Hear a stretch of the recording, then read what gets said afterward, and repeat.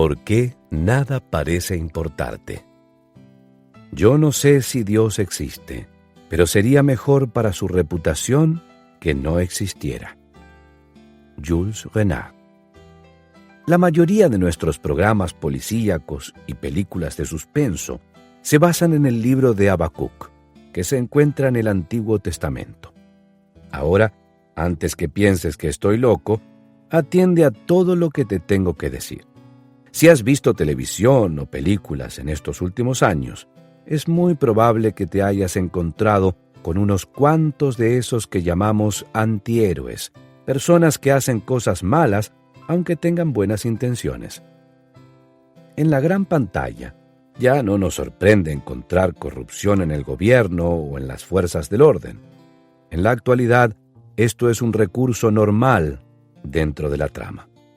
Hasta vitoreamos a esos antihéroes cuando la forma en que manipulan las reglas termina poniendo al descubierto a los mentirosos, los tramposos y los asesinos que caen bajo el peso de la justicia.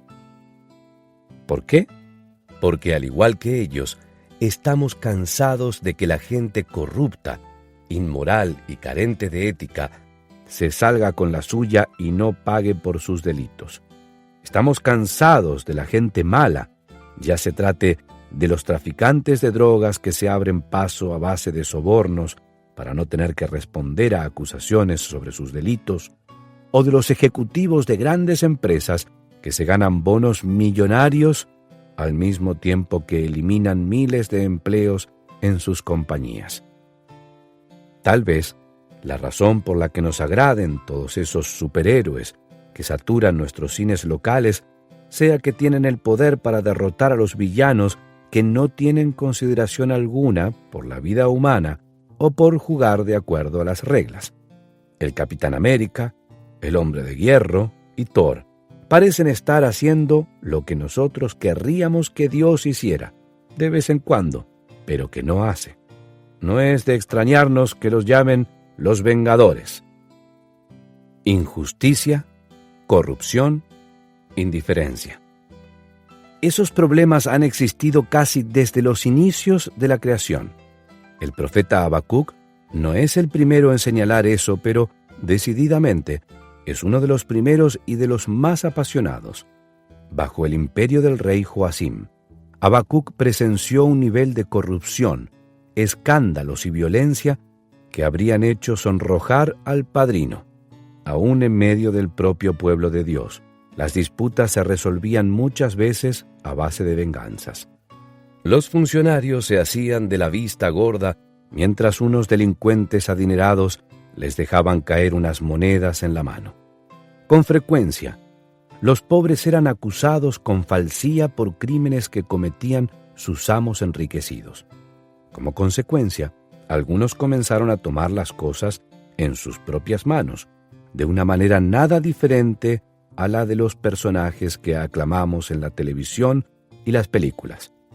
Aquello era un desorden total. Aquella cultura no se diferenciaba mucho de la nuestra.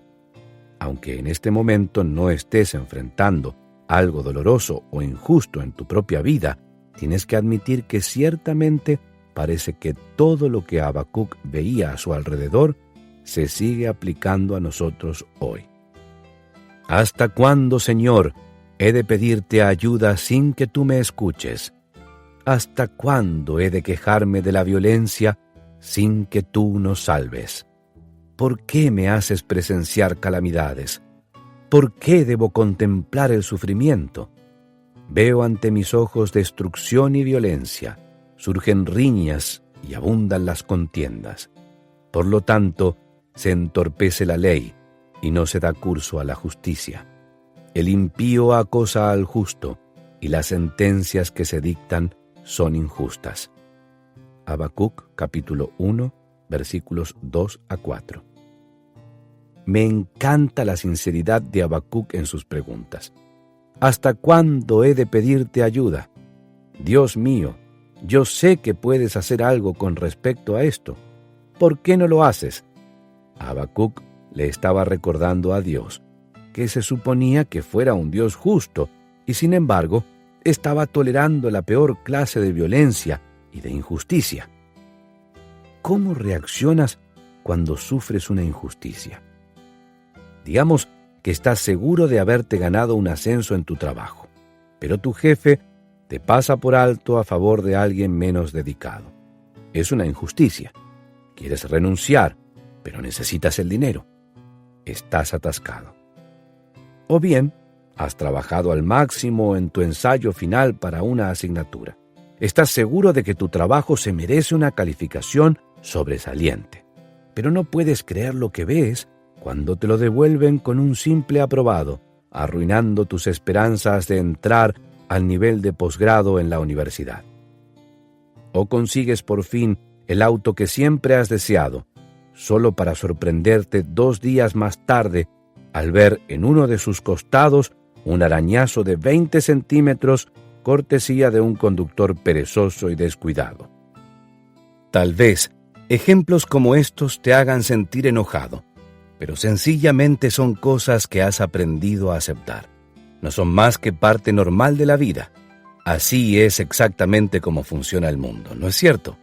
En cambio, hay otras cosas que no son fáciles de aceptar, cosas que son producto de una injusticia que van más allá de cuanto te habrías podido imaginar.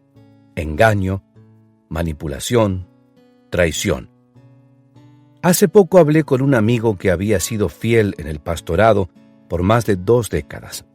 Después de criar 4 hijos con su esposa en un matrimonio de casi 30 años, llegó un día a su casa para sufrir el golpe emocional más grande de su existencia. Su esposa había decidido que ya no quería seguir casada con él.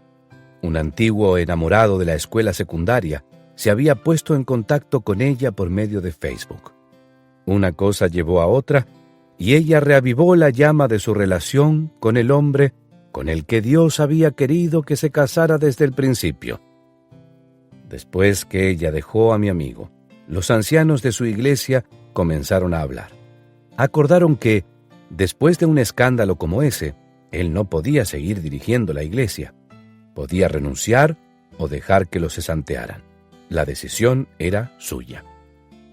Aquel pobre y golpeado hombre se sentó en mi oficina recordando todas sus pérdidas, por lo que lloramos juntos. Me dijo: «Yo sé que Dios no me debe nada, pero ahora ya no tengo nada. Después de servirle toda mi vida adulta, ¿cómo es posible que permita que termine divorciado y sin empleo? Sencillamente, esto es muy injusto». No pude estar en desacuerdo con él. ¿Dónde estaba el Dios al que le había servido todos esos años? ¿Dónde está Dios cuando alguien te roba en tu negocio y entonces cuando lo atrapan, se declara en bancarrota para que nunca puedas recuperar el dinero que te robó?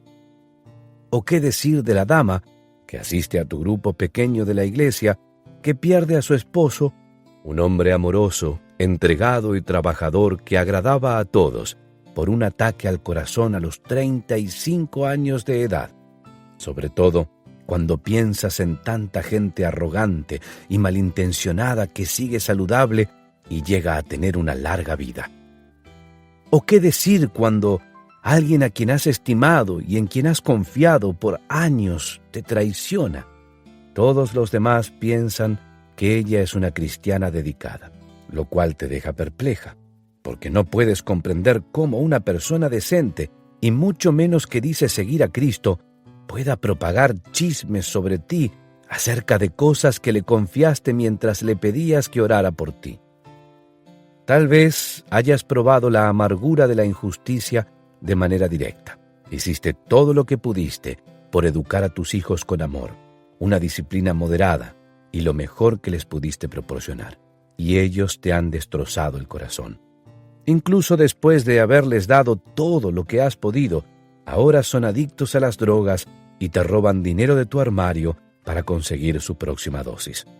Observas a tu derredor y ves que los hijos de tus amigos parecen felices y triunfantes, jóvenes profesionales que se gradúan en la universidad, consiguen buenos empleos, asisten a la iglesia y se casan. Quizás hayas puesto todo el esfuerzo que has podido en tu matrimonio, solo para sufrir una traición tan inesperada que te parece especialmente cruel. Creías conocer a tu cónyuge, pero ahora esto, después de todo lo que han pasado juntos, ¿hubo alguien en su trabajo que le ofreció más que tú? ¿En serio? Estás devastado, afligido y solo. Las circunstancias no importan. Tarde o temprano, todos sufrimos los crueles golpes que nos da la vida. Nos dan un fuerte golpe en el estómago o un puñetazo en el mentón. Nuestra alma queda tirada en el suelo, desangrándose. Claro, seguro que oras. Tratas de perdonar. Lees la Biblia. Te apoyas en los fuertes hombros de tus amigos cristianos y de tu familia, y oras un poco más. Aún así, las cosas solo parecen empeorar. Los golpes de la vida son tenaces uno tras otro. El corazón se te abate y se daña. El alma se llena de cicatrices y de costras formadas por la desilusión y la tristeza. La furia te hace insensible. La angustia te paraliza. Y te preguntas, ¿acaso a Dios no le preocupa lo que me está sucediendo? ¿Irá a dejar que me ahogue entre todas estas cosas malas? Él es Dios, así que estoy seguro de que tiene el poder suficiente para hacer algo, para cambiar las cosas. Entonces, ¿por qué no lo hace?